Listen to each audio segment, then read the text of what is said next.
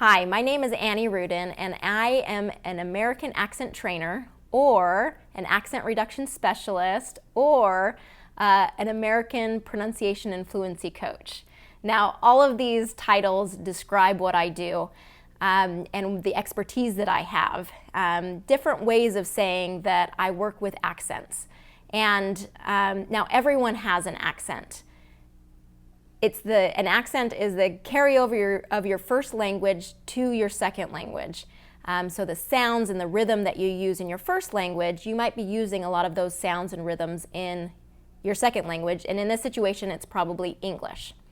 Okay, so everyone has an accent. It makes us who we are. It makes us interesting.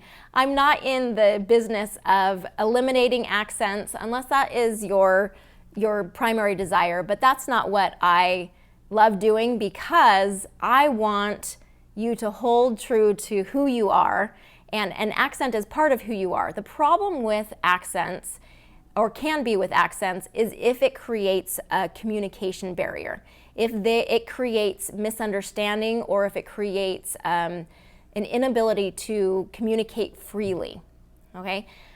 That's where I come in, is to make sure that that communication is free-flowing and that you're able to connect with people and have that clear communication. All right, so you might be in a situation where you feel like, okay, I can speak English, I'm fluent in English, I've been speaking English for years and years, but people are still having a hard time understanding me. And that is the first indication that you might need an accent reduction trainer or a pronunciation coach. Okay, so the five different areas we're going to go through, or signs that we're going to go through, to help you know, yes, I do need accent reduction training. So the first one is if you have to keep repeating yourself. So when you say something and people say, "What? Can you repeat that?"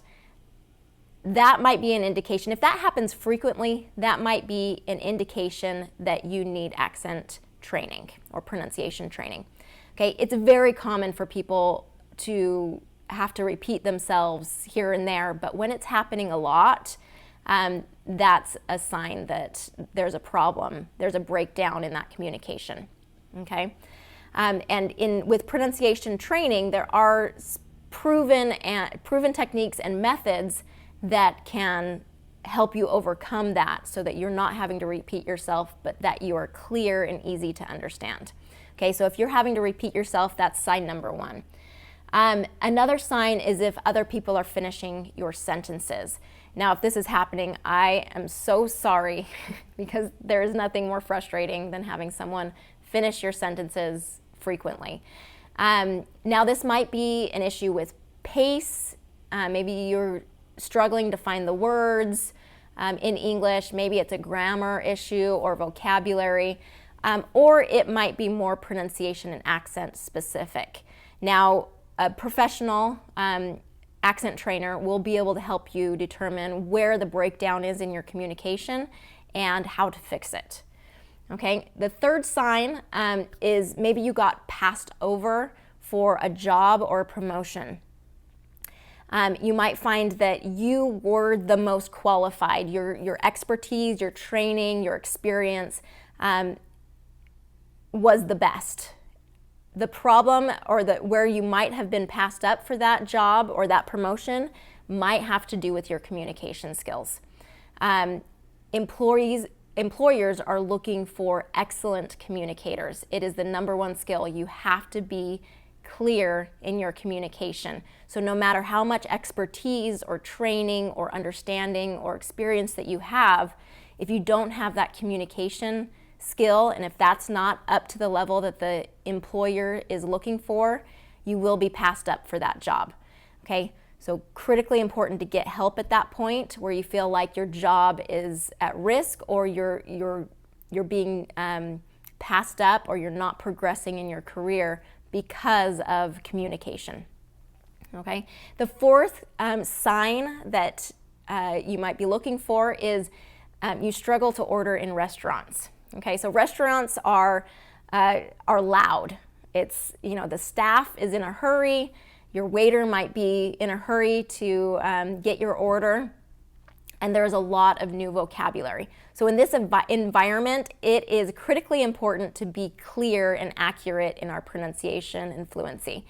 And it can cause problems. So one story I have is I had a student who was in a restaurant and he was trying to order bread. Okay, can I have some bread? But he was saying braid. So he was changing the vowel in there from bread, to braid, a. So it was just, the only difference was in the vowel. He was doing a long a instead of a short e. And so he kept saying, I need some braid, I need some braid. And the waiter just was like, I do not know what, there was this definite breakdown there. And that has to do with pronunciation, that has to do with vowels. Okay, and finally they were able to figure it out, but what a frustrating situation it was for the speaker and for the listener to have that breakdown. So restaurants, struggling to order in restaurants might be a sign for you that there is an issue with pronunciation or accent.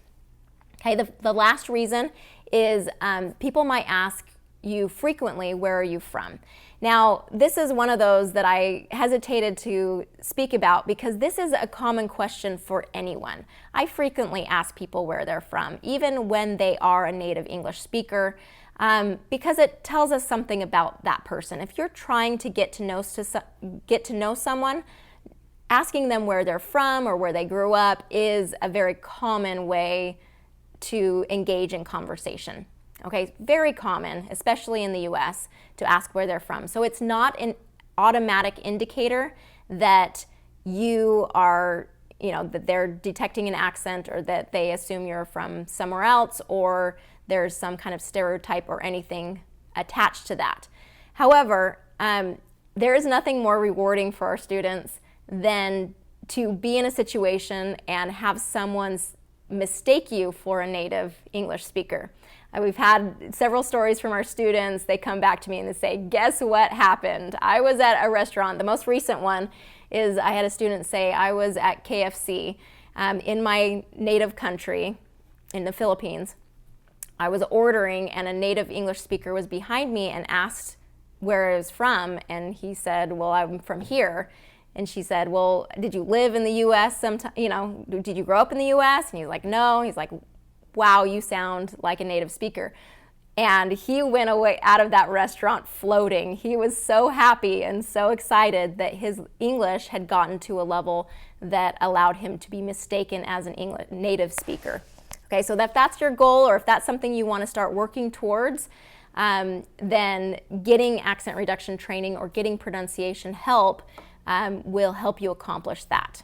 Okay, so if you have noticed any of these signs in your own life, then I encourage you to join a program, get an accent reduction coach and trainer to help you to improve your spoken English so that you can continue to improve and develop in your life.